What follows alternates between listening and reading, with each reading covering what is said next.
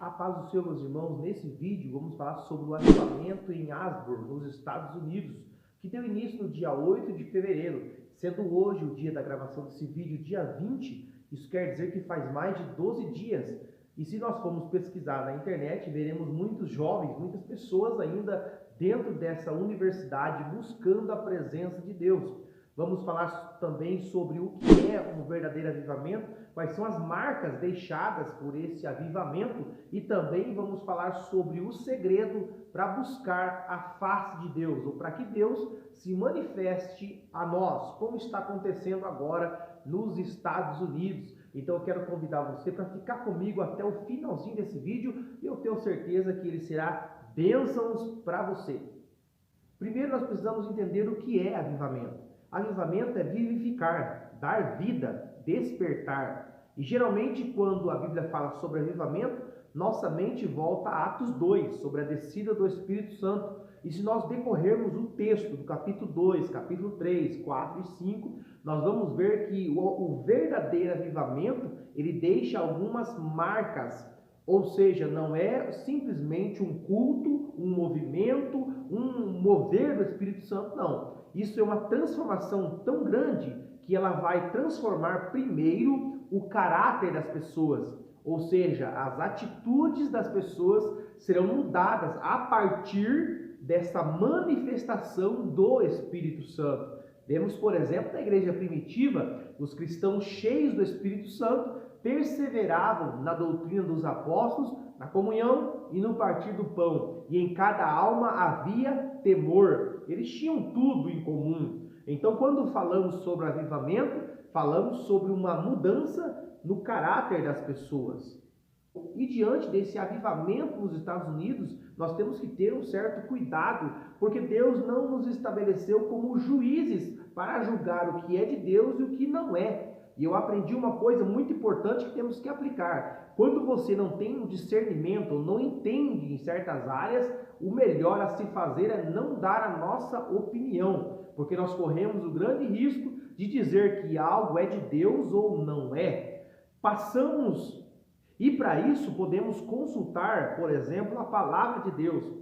Quando os discípulos começaram a pregar o evangelho e grandes sinais os seguiam, a Bíblia diz que eles levaram eles diante do sinédrio e eles foram avisados e colocados no cárcere para não pregar mais o evangelho. A Bíblia diz que eles prenderam Pedro e João e o anjo do Senhor foi e soltou. No outro dia, quando eles mandaram buscar eles no cárcere, a Bíblia diz que eles não encontraram esses discípulos. E quando chegaram lá, o cárcere estava fechado e os discípulos pregando o evangelho. Então assim mandaram trazer os discípulos para que eles pudessem se justificar. E a Bíblia diz que diante disso trouxeram os discípulos diante daquele conselho. E um dos conselheiros, por nome de Gamaliel, ele disse para aqueles homens: olha, faz o seguinte, esse aí pode ser mais um movimento. Vocês lembram de Judas, que se levantou no começo e atraiu para si também grande multidão? Mas com um breve período de tempo, o movimento deles desapareceu. Lembra também de Teudas?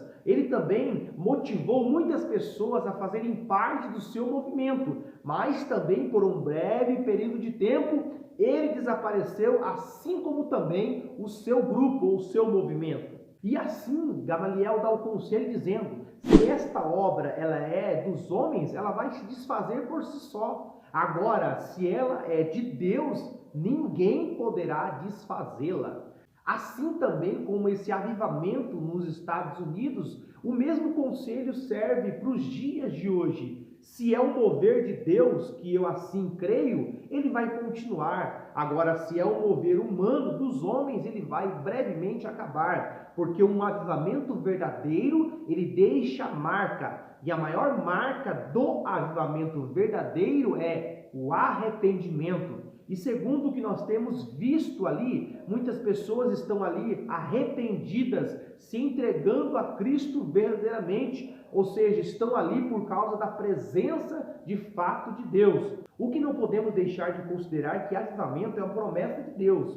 Mesmo em Atos 2, depois da descida do Espírito Santo, o apóstolo Pedro, pregando a palavra, ele disse que aquilo ali era o cumprimento de uma profecia lá do tempo do profeta Joel. Derramarei sobre vós o meu Espírito Santo, vossos jovens, vossos filhos e vossas filhas profetizarão. E ele diz que aquela promessa não é somente para aquele tempo, mas também sobre vós e sobre os vossos filhos. Se nós estudarmos toda a história, nós vamos ver que teve vários períodos de avivamento que Deus se manifestou no meio de um povo que estava com fome e com sede da sua presença. Porque o segredo para nós termos este avivamento em nós, não somente nos Estados Unidos, mas também no Brasil, é ter fome e sede pela presença de Deus. Mas o que é ter fome e sede pela presença de Deus? Olha o que diz Salmo de número 42. Como o servo brama pelas correntes das águas, assim suspira a minha alma por ti, ó Deus. A minha alma tem sede de Deus, do Deus vivo. Quando eu trarei e me apresentarei ante a face de Deus, é esta fome e esta sede por Deus que atrai a presença dele para o meio do seu povo. Infelizmente, em muitas igrejas, denominações, estão trocando o culto a Deus pelo culto aos homens. Falando nisso, eu tenho um vídeo aqui no canal que eu falo sobre o culto antropocêntrico, onde o homem é o centro. Eu vou deixar esse vídeo aqui na tela final. Assim que acabar esse vídeo que você está assistindo, você clica nesta foto e você vai ser direcionado. O que é um culto antropocêntrico, onde o homem é o centro? Basta você ver o tipo de louvor cantado nas igrejas hoje. Basta você ver os tipos de pregação que são feitas nas igrejas. Não se prega mais as escrituras em muitas igrejas. Hoje, infelizmente, na maioria das igrejas, você deixa aí 1 hora, 1 hora e meia para os louvores, e quando chega o tempo da palavra, é pregado 15, 20 minutos. Ou seja, estão simplesmente rejeitando a palavra de Deus. Igrejas como a igreja de Laodiceia, que diz, sou rica, tenho ouro, tenho prata, tenho tanta coisa. E o próprio Jesus está dizendo, eis que eu estou à porta e bato, eu estou para o lado de fora. Porque aonde não se prioriza a palavra de Deus, não tem fome pela presença de Deus. Aonde em muitas igrejas estão trocando a presença de Deus por entretenimento e a palavra não é mais pregada, Deus não é mais bem-vindo nessa igreja, infelizmente está para o lado de fora. Deus só pode estar em um lugar onde a sua presença é bem-vinda, onde as pessoas querem sua presença.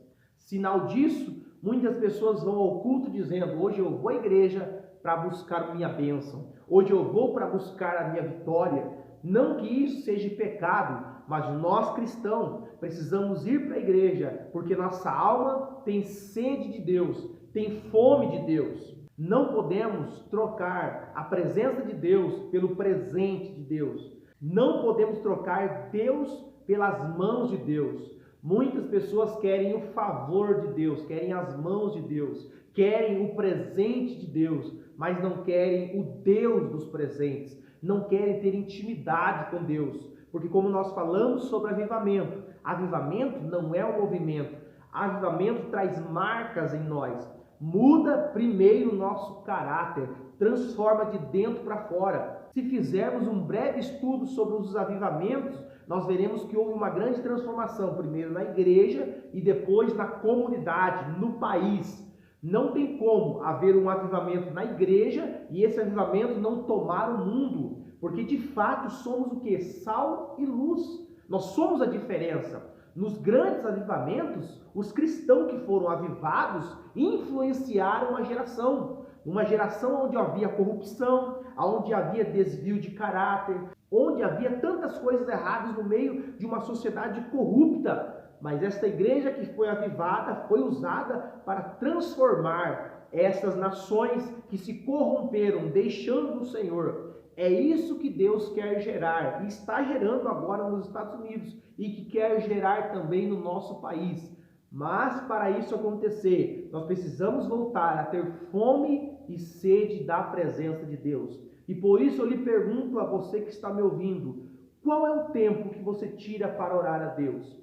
Não há avivamento sem oração. Se nós quisermos a presença de Deus, não podemos encaixar Deus no tempo que falta. Será que nós não estamos sendo aquele cristão que só ora quando vai ao templo, que só ora dentro do templo, se estamos agindo assim, estamos totalmente errados. Porque o apóstolo Paulo diz: orai sem cessar. O cristão não precisa orar o dia todo, mas não pode ficar um dia sem orar. Guarde isso. Não há avivamento sem oração. Segundo, não há avivamento sem a leitura da palavra de Deus. Todos os grandes avivamentos iniciou a partir da exposição da palavra de Deus. Ou seja, a partir do momento que o povo começa a conhecer Deus, conhecer a palavra de Deus, eles são renovados ou avivados. E terceiro, não há avivamento sem arrependimento. Uma das grandes características do avivamento é gerar no homem arrependimento. Isaías, no capítulo 6, quando viu a glória de Deus, ele disse: ai de mim, porque vou perecer, porque os meus olhos viram o rei, e eu habito no meio de um povo de impuros lábios. O anjo tocou nos seus lábios com uma brasa viva e disse: a tua iniquidade foi tirada.